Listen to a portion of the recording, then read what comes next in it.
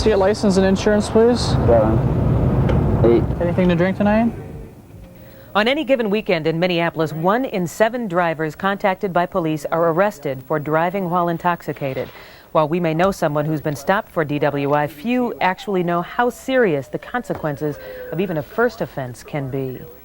Each year, more than 30,000 Minnesotans put themselves through an ordeal that comes with a heavy price, both financial and otherwise.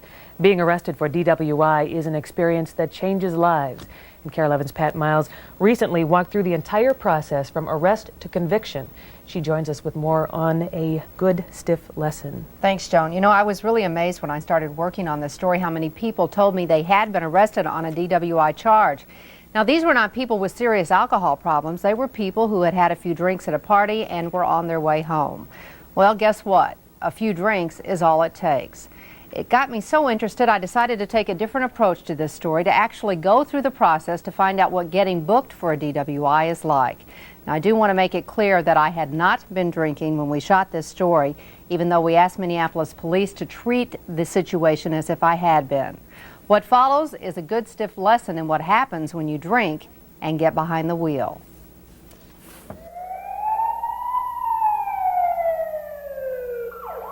It's about 992 Chile, 5th Avenue South and about 3rd Street.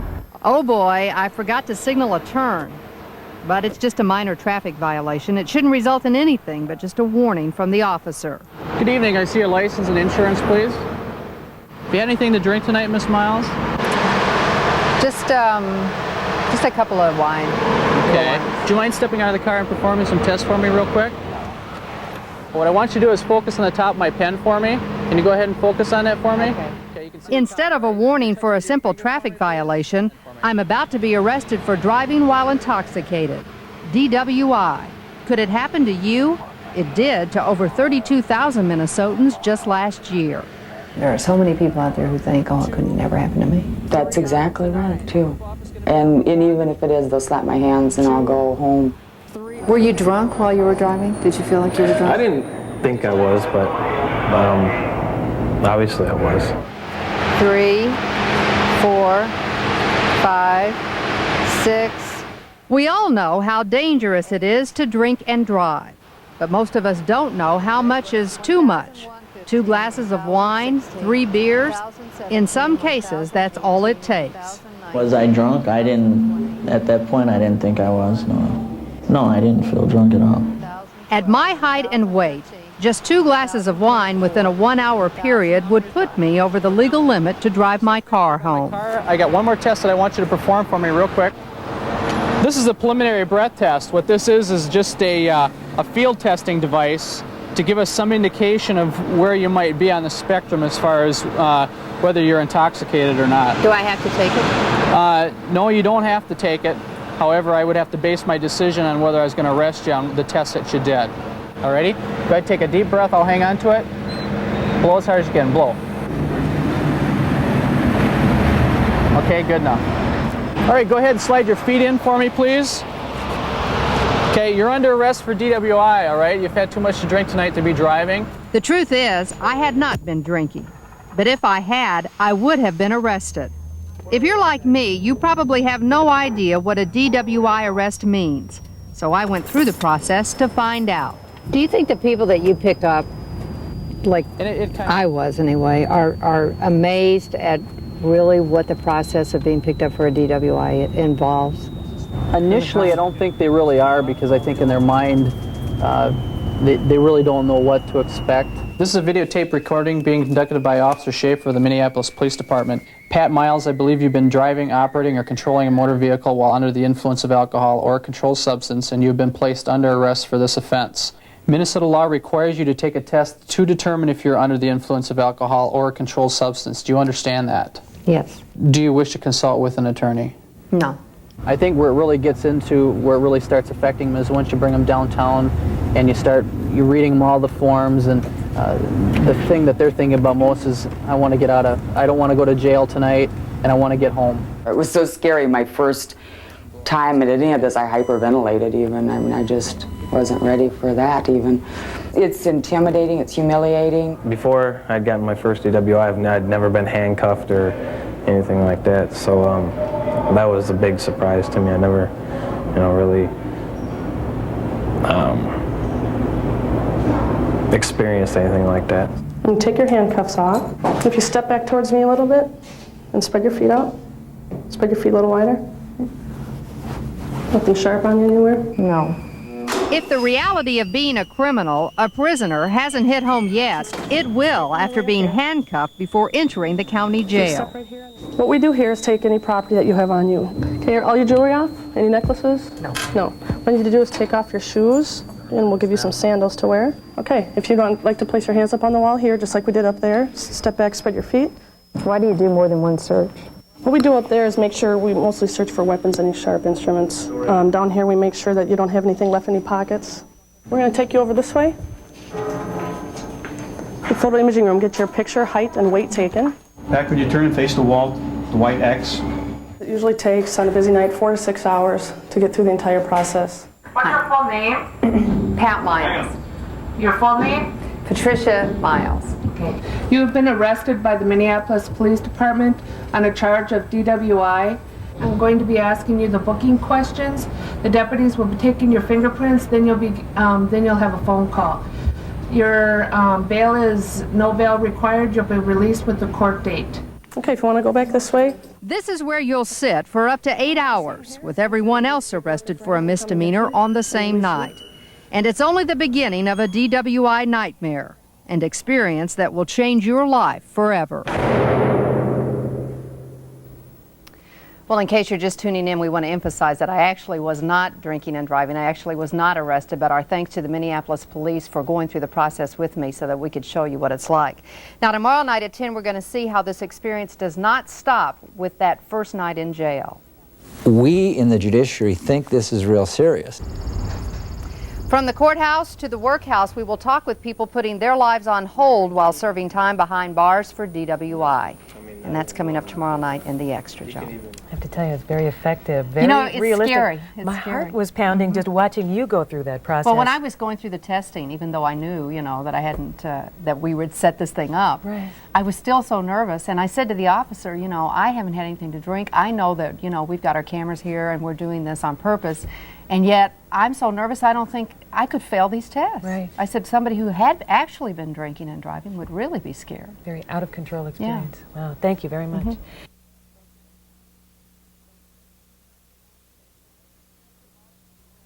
This is a mouthpiece, it's a sanitized mouthpiece. I'm going to have you blow into the end of this mouthpiece as hard as you can until I tell you to stop. It'll be about 6 seconds or so. Alrighty? Go ahead, take a deep breath. I'll hang on. Last night at 10, I showed you what it's like to be arrested for DWI while I was not actually driving while intoxicated. The officers did treat me as if I were and took me through the arrest process officially. Tonight at 10, though, we're going to go one step further, and Paul, I will show you what happens after you leave the station. But first, let's check in with Paul, who's standing by with an update on today's top stories. All right, Pat. We begin tonight in Minnetrista. That's where authorities are investigating a fire that killed 49-year-old Sandra Strickland. Authorities on the scene say the fire may have been started by Strickland's 2- and 3-year-old grandchildren who were allegedly playing with a lighter late last night. In St. Paul, the clock is ticking as lawmakers wrap up the 1995 legislative session. Among the issues they've discussed today, a gas tax, education funding, welfare, abortion, and workers' comp. We'll have a complete wrap-up on today's session on KARE 11 News tonight at 6. And tomorrow at 7 a.m., crews in Oklahoma City will demolish the bombed-out Murrah Federal Building. This animation shows how the dynamite will level the 8-story structure. Now back to Pat and her simulated DWI arrest. Thanks, Paul. Each year in Minnesota, over 30,000 people are picked up for driving while intoxicated. It's an experience that one will never forget, not only emotionally, but financially. In fact, it is the kind of experience that can change your life forever. Do you have any questions about your rights? We'll take you through the maze of judges and attorneys. We'll even go behind bars. At the county workhouse where DWI offenders serve their sentences. Once I got this DWI, I lost my job. I lost, my car. I eventually lost my apartment due to, not being able to pay the rent. I've had to sell my furniture. And so basically when I get out of here, I'm starting over. We'll show you how expensive even a first-time DWI offense can be. We need to educate them on the cost of it, from an attorney's perspective, from the court's perspective and everything, so that they realize that a cab ride is one hell of a lot cheaper than getting in their car. And Sam McLeod, who is a Twin Cities attorney who defends DWI cases in this area, joins me right now. You're featured in the piece tonight. You talked a little bit about the cost of it. How expensive can it be for a first-time DWI? Well, it'll vary all over the place depending upon what you and your lawyer work out, but for a first offense, I charge $3,500 as a flat fee. It can go higher than that if you're located farther out state, that type of thing, and then it just goes up from there. The most I ever charged is $20,000. But when you consider the insurance costs, which in some cases triple, and all of the other charges that you know, I think there are about 15 or 16 different things you're charged for, and that doesn't include your fines, it can run up to $15,000. Oh, very easily.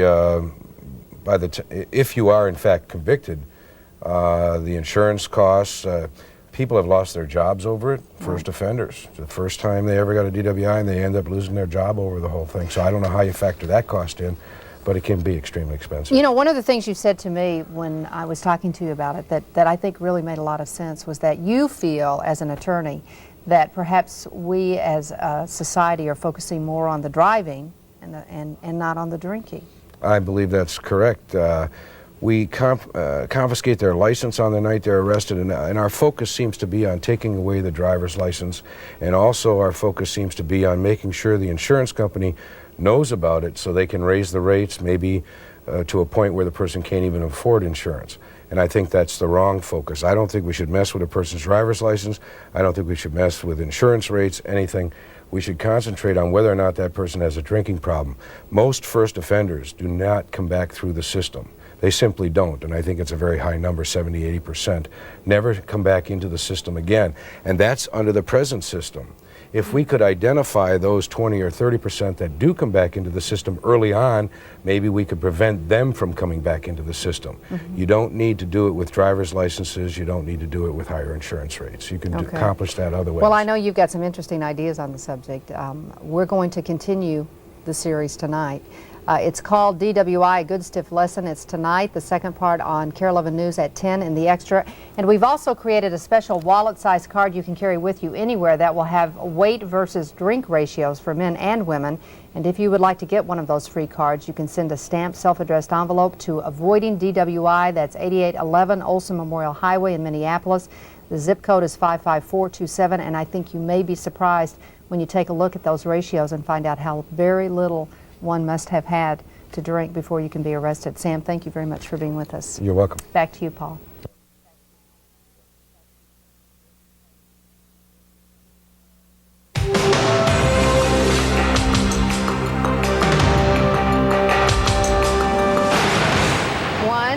More than 10% of the drivers pulled over by police had too much to drink. But the story behind that statistic is what KARE 11's Pat Miles is pursuing tonight. In the next few minutes, we'll take you from the street corner to the courtroom to the workhouse for a look at what happens when someone's arrested for DWI. When our story's finished, we'll have valuable information that could help you keep all of this from happening to you. Even a drink or two during dinner can be enough to put someone over the legal driving limit. But as KARE 11's Pat Miles reports, it's only when people get caught that they learn the good stiff lesson about how serious drinking and driving can be. See a license and insurance, please. 7, 8. Anything to drink tonight? 2 beers. How much you had to drink? You know why you've been stopped tonight, Mike? You didn't think I was going to figure out you've been drinking tonight? The officers made a request for a PBT, which is a preliminary breath test.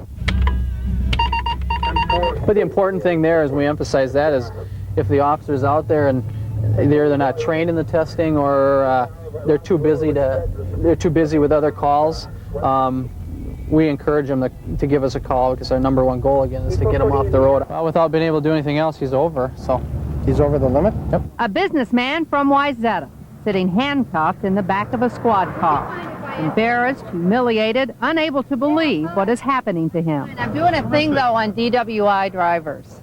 And I understand you just got picked up for DWI. No, I did not get picked up for DWI. Well, why are you putting the camera on me? No. Well, we're doing a piece on it, and they just gave you a test, and you were intoxicated. No, I'm not intoxicated, please. You know, a lot of times you don't think that that you are, you know, over that legal limit. I never thought, nah, I wouldn't get caught or anything like that, but I did. Even after the first one, I mean, I thought, how can I get caught again, you know, within the next year or whatever. Well, I got caught again. Most people that get a DWI never come back through the system again. Once is enough. Sam McLeod is an attorney representing approximately 150 DWI defendants each year.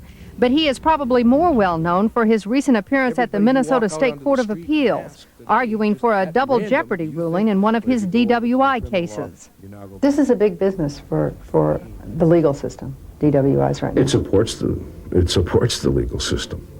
And that's part of the reason why I'm not sure that we have the resolve to solve drunk driving.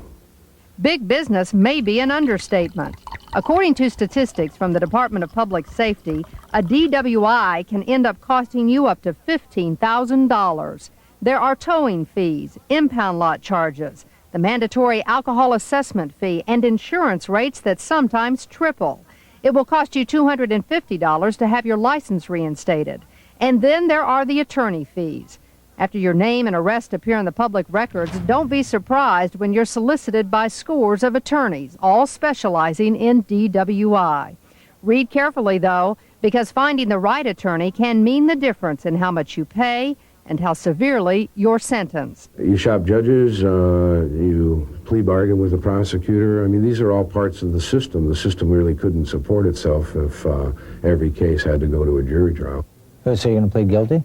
The main thing I think you have to understand about the first-time offender is, for many of them, it's not the sanction that we impose, it's the speed with which the case is disposed of, and the fact that they got arrested that will tell them that they've learned their lesson. And the hardcore group, though, is the more difficult problem for us to deal with. I sentence you to a $700 fine and 90 days in the workhouse. I'm going to stay $600 of the fine and 88 days of the sentence for a period of 2 years. So you're going to be on probation for 2 years. There's then a third category of people who have an enormous number of DWIs. Numbers that shock everybody. 17 DWIs, 12 DWIs. Right now, we don't have the slightest clue what to deal with them, but we have an obligation to protect ourselves. This is the county workhouse, where DWI offenders can be sentenced from 2 days to up to a year. On a given Friday night, it can vary from 40 to 70 people just getting booked in. I think that it's a rude awakening when they have all their valuables taken away and they go through the experience of being strip searched. I think the serious nature of how society has viewed their offense really comes to light, and it kind of catches their attention at that point. I knew I'd be serving some time, but I didn't think I'd be serving so much. I won't be driving or getting behind the wheel after I drink ever again. This will be a deterrent for you to not drive again and drink? Yes, definitely. Not drink anything and drive? Nothing. I mean, not even one, because you can even get in trouble for drinking one. I've had a lot of time to think about it. I think about it daily. You know, you hear a lot of people in here that, you know, that plan to do the same thing when they get out.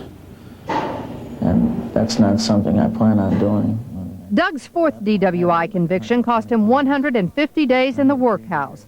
Now he's out of work, out of money, but not yet out of hope. Once I got this DWI, I lost my job. I lost, you know, my car. I eventually lost my apartment due to, you know, not being able to pay the rent. I've had to sell my furniture. And so basically when I get out of here, I'm starting over. It's going to be hard. I know I can do it. I don't want to be here. I still don't want to be here. As you can see my calendar, I'm marking them off as they go. But because I am here, I've taken advantage of a lot of the learning experiences. Deborah is also serving time for her third DWI. She says it was the strain in her personal life that pushed her to drink. Unfortunately, she also chose to drive and ended up hitting another vehicle. This time, Deborah was sent to jail. Scared when she first entered the workhouse with prostitutes and crack cocaine addicts, Deborah says she's not bitter about her punishment. I was at first, because other people get lighter sentences, I know. But no, I could have hurt that man. That's a think about. You know, there are a lot of people who are going to see this who I think feel, well, it couldn't happen to me. I've only had a couple of drinks at dinner, and how many times have we all driven home after a couple of drinks at dinner? And then we've been the lucky ones that didn't get caught, because if we were, we would be sitting right here. So nobody can really say it wouldn't happen to me, because they'll be the next one sitting here, and I'll be out there having learned a good, hard lesson. KARE-11 is preparing a special wallet-sized card that can help you know when you've had too much. The card contains information about how much a man or woman of certain weights can drink before they're impaired. Now, if you'd like one, they're free. Just send a stamped, self-addressed envelope to Avoiding DWI. Our address is 8811 Olson Memorial Highway, Minneapolis. The zip code is 55427.